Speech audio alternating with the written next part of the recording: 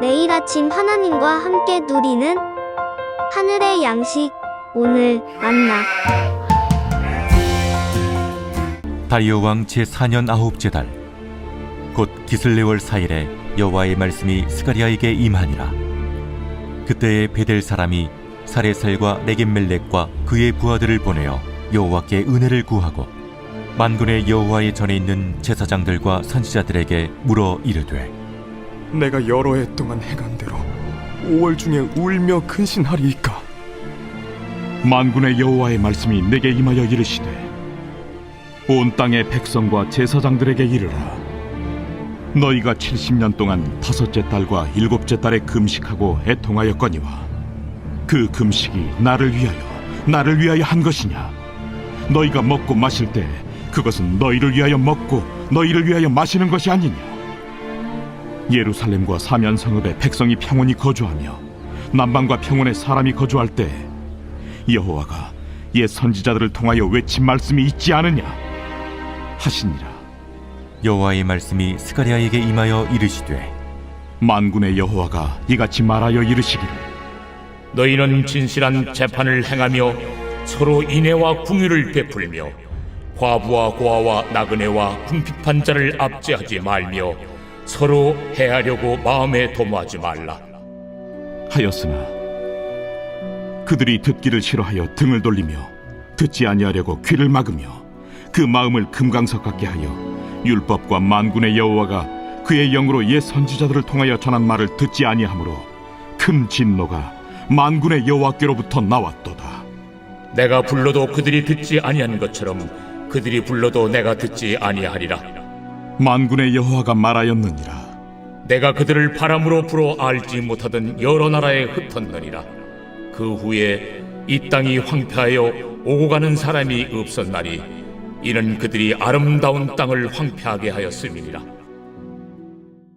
사랑하는 성도 여러분, 오늘 우리가 읽은 스가랴 7장은 하나님의 마음이 어디에 있는지, 그리고 하나님께서 진정으로 원하시는 것이 무엇인지 매우 분명하게 보여줍니다. 이 장은 앞선 스가랴의 환상들이 끝나고 실제 역사 속에서 일어난 사건을 기록하고 있습니다. 당시 유다 백성들은 성전 재건이 거의 마무리되어 가는 시점이었습니다. 포로 생활을 하는 동안 그들은 매년 5월과 7월에 금식을 지켰습니다. 5월 금식은 성전이 무너진 날을 기념했고, 7월 금식은 바벨론이 세운 총독 그달랴가 암살당한 비극을 기억하는 날이었습니다. 그런데 이제 성전이 다 세워지고 나라의 회복이 눈앞에 있는 상황에서 사람들은 계속 금식을 해야 하는지 궁금해졌습니다. 그들은 베델에서 온 사람들을 보내어 제사장들과 선지자들에게 물었습니다. 얼핏 들으면 매우 신앙적인 질문처럼 보입니다. 하지만 하나님은 이 질문의 겉모습이 아니라 그들의 마음을 꿰뚫어 보셨습니다.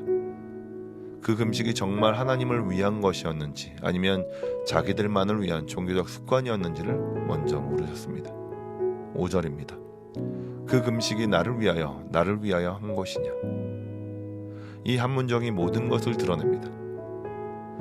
그들의 금식은 하나님을 향한 것이 아니라 자기 중심이었습니다. 6절은 더 직설적입니다. 너희가 먹고 마실 때는 자기를 위하여 먹고 마신 것이 아니냐? 금식이든 잔치든 모든 것이 자기 위주였습니다. 하나님께 드리는 것처럼 보였지만 그 마음 중심에는 하나님이 없었습니다. 여기서 우리는 중요한 사실을 깨닫게 됩니다. 하나님이 원하시는 것은 형식 그 자체가 아니라 그 형식 안에 담긴 우리의 마음입니다. 금식이라는 행위 자체는 나쁘지 않습니다. 오히려 성경은 금식의 유익을 말합니다. 하지만 그것이 하나님과의 관계 속에서 드려지지 않는다면 그건 그냥 굶는 것이고 자기 만족에 불과합니다.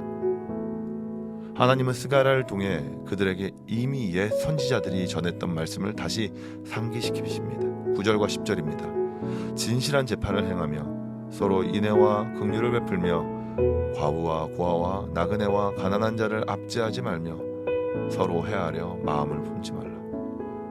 이것이 하나님이 원하시는 것입니다. 금식의 횟수를 늘리는 것보다, 예배의 시간을 더 많이 갖는 것보다 먼저 이웃에게 사랑과 긍휼을 베푸는 것이 하나님이 기뻐하시는 일이라는 것입니다. 그런데 이스라엘은 이 말씀을 무시했습니다. 11절과 12절에 그들의 상태가 이렇게 묘사됩니다. 그들이 듣기를 싫어하여 등을 돌리며 귀를 막으며 마음을 금강석같이 하여 율법과 여호와께서 보내신 말씀을 듣지 아니함으로. 등을 돌렸다는 것은 하나님께 등을 보이고 얼굴을 돌린 것입니다. 귀를 막았다는 것은 듣지 않는다는 것입니다.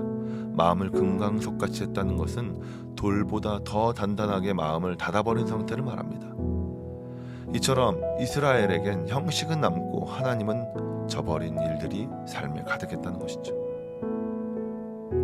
하나님은 그들의 금식이 잘못되었다고 말씀하시는 것이 아닙니다. 금식의 내용이 아니라 금식하는 자의 마음이 문제였다는 것입니다.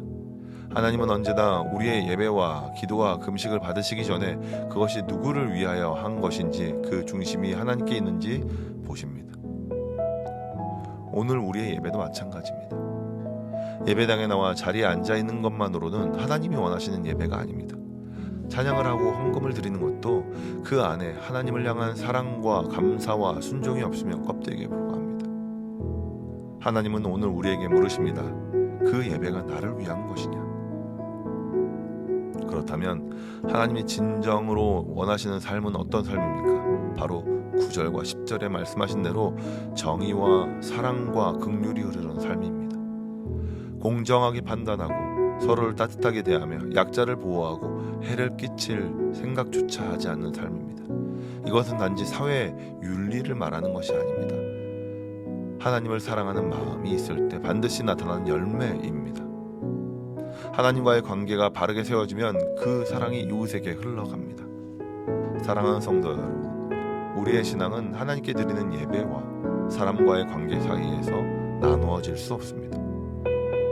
하나님을 향한 사랑과 경외는 반드시 사람을 향한 사랑과 정의로 드러나게 되어 있습니다. 예배는 교회 안에서만 끝나는 것이 아니라 직장, 가정, 삶의 일터 그리고 이웃과의 관계 속에서 계속 이어져야 합니다. 이스라엘은 과거에 이 말씀을 무시했고 그 결과 13절과 14절처럼 하나님이 그들의 부르짖음을 듣지 않으셨습니다. 그리고 그들은 모든 나라에 흩어지는 심판을 받았습니다. 하나님께서 말씀하실 때 귀를 막았던 자들은 자신들이 부를 때 하나님이 듣지 않으시는 고통을 겪게 된 것입니다. 우리는 이것을 통해 우리의 삶을 돌아봐야 합니다. 지금 하나님께서 우리에게 말씀하실 때 귀를 열고 마음을 부드럽게 해야 합니다. 하나님이 원하시는 것을 듣고 그것을 우리 삶에 적용해야 합니다. 예배와 기도가 살아 있으면서도 동시에 사랑과 긍휼과 정의가 우리의 일상 속에서 드러나는 삶, 그것이 하나님이 기뻐하시는 삶입니다. 사랑하는 성도 여러분, 하나님이 원하시는 것은 결코 복잡하지 않습니다. 그분은 오늘도 우리가 하나님을 사랑하고 이웃을 사랑하는 삶을 살아가길 원하십니다. 우리의 예배와 금식과 헌신이 그 사랑 안에서 흘러나오길 원하십니다. 오늘 하루 형식적인 신앙생활이 아니라 하나님이 기뻐하시는 순종과 사랑의 삶으로 채워가시길 소망합니다. 그래서 이스라엘 백성들이 보여준 신앙의 모습이 아닌 하나님이 원하시고 바라시는 신앙의 모습으로서 오늘뿐만 아니라 우리 삶의 방향이 하나님을 사랑하고 이웃을 사랑하는 그 삶으로 가득하게 되시는 모든 성도님들이 되시길 주님의 이름으로 축원합니다.